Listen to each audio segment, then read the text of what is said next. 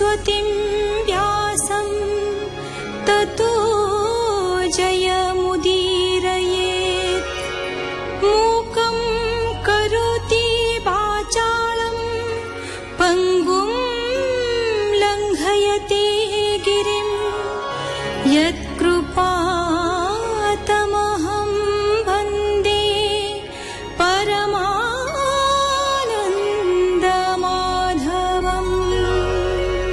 स्तन्यपान करने इच्छा दधि मंथनकारिणी यशोदा को विव्रत करिसंति श्रीकृष्ण।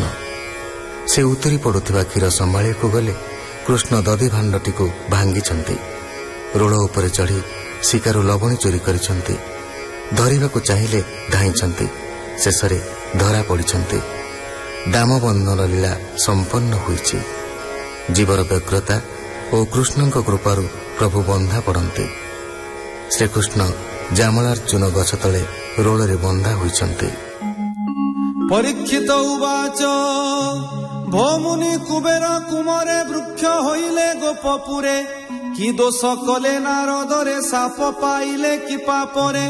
से कथा कह मुनि बर निर्मल हेउ मो शरीर। मुनि बोलंती ताहा शुणी कृष्ण चरित मने गुणी। सुक उवाच नल कुबेर मणिग्रीव तपे तोषिले सदाशिव। प्रसन्न होई उमाकांत बर जाचिले विश्वनाथ। शुणी सानंद बेनी भाई कहंती सिरे कर देई। आन संपदे कार्य नाही शुणी मा त्रैलोक्य गोसाई। सतेक यक्ष अपसरी आंभे रमी भुवने हेरी। अस्तु बोइले सुळ पाणी दैव मिलाइलाणी। कन्या समेते बेनी भाई मिलिले गंगा तीरे जाई। बारुणी मध्य कले पान भोले होइले हतज्ञान। दैवे निदा घर काल डेई पशिले गंगा जल। वस्त्र पालटी वृक्ष तले कन्याए पशि गले जले। करंती नाना रंगे केली हास परिहास ढमाली। हेमंत समय नारद जानते करंती बीणा वाद्य। कन्याए नारदंकु देखी तक्षणे क्रीडांत उपेक्षी। जलु तुरी जे झामते वस्त्र से पिंधिले तुरीते। भये कंपंती थर हर नपुण कोपे मुनिवर। लुचिले वृक्षंकर पछे नारद देखंती प्रत्यक्षे। जले क्रीडंती बेनी भाई देखिले कन्या मान नाही। भोले चाहंती दश दिगे वस्त्र ही नाही कोटि भागे। मध्य अरुण बेनी आखी मुनिंकी चाहंती निरेखी। देखी नारद मुनिवर बीणा शब्द कले स्थिर। कूले रहिले आड़ होई दयारे विचारंती चाही। एबेनी कुबेर नंदन मदे होइले हतज्ञान। दैव कलायांकु नाश तेणु होइला बुद्धि भ्रंश। स्वभावे रजोगुण छंदे अज्ञान हेले मोह बंधे।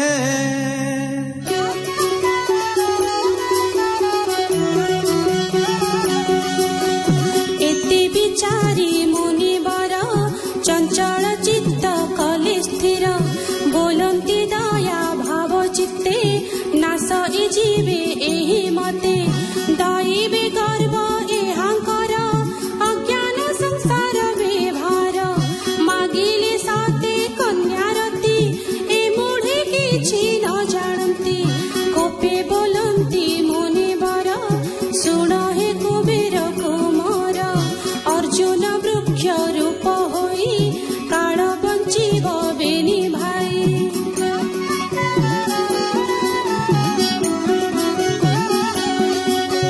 मते जे न चिन्हिल ब्रह्म तेणु होइब उच्च द्रुम। एते बोलीण मुनि गले कन्याए ताहांकु कहिले। साप बिहिले महाऋषि बोइले स्थावर हुअसी। शुणी कंपिले भाई बेनी जाई भेटिले ब्रह्म मुनि। पादे पड़ीण मागी गति बोइले शुण ब्रह्मज्योति। आंभर मती भोळपणे गर्व बहिलु अकारणे।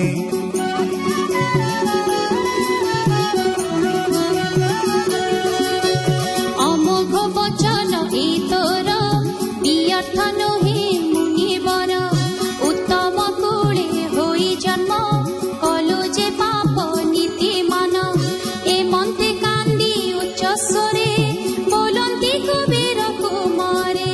विकल देखी ब्रह्म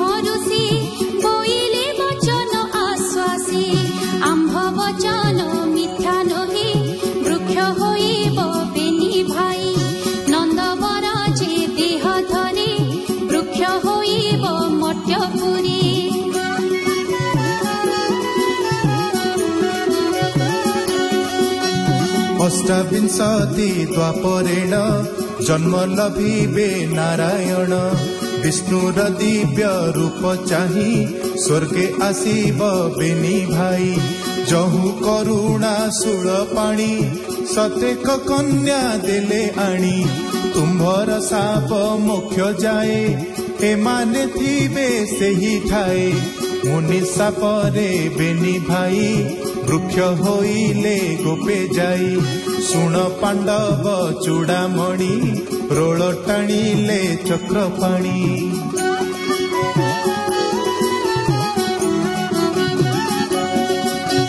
वृक्षरे देवेनी हस्त मने चिंतन्ति गोपीनाथ नारद वचन मोहर पाळिबा उचित व्यवहार दास वत्सल ब्रह्मराशि वृक्षांक मधि गले पशि रोल लागन्ते बेनी वृक्षे गोविंद टाणिले प्रत्यक्षे उपुड़ी गला बेनी मूल पड़ी कंपिले पत्र डाल शबद मेघ घड़ घड़ी पड़िले कृष्ण देह छाड़ी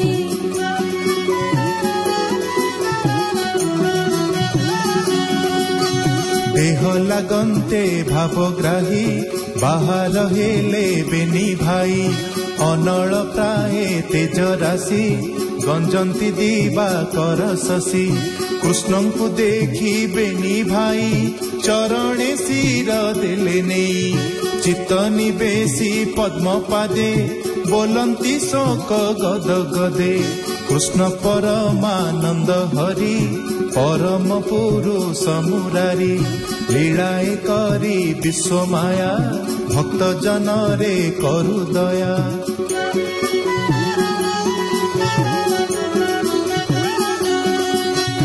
अनेक जन्मे तप करी तोते भेटिलु नर हरि तोर सेवक मित्र पड़े खटिबु तोहर चरणे एमन्ते बेनी कर जोड़ी आज्ञा मागिले पाए पड़े हसी बोलंती भावग्राही साधुंक संग फल एही शुण हे कुबेर कुमरे निश्चिंते जाओ निज पुरे भक्ति करी मोर पादे मोते पाइब अप्रमादे कृष्ण वचन सिरे धरी उत्तर पथे गले चली भक्त बत्सल पितवास क्षमा करिबे मोर दोष से हरि चरणे विश्वास कहई जगन्नाथ दास इति श्रीमद्भागवते महापुराणे पारमहंस्यां संहितायां दशम स्कन्धे पूर्वार्धे नारद शापो जामलार्जुन मोक्षणे नाम एकादशोऽध्यायः।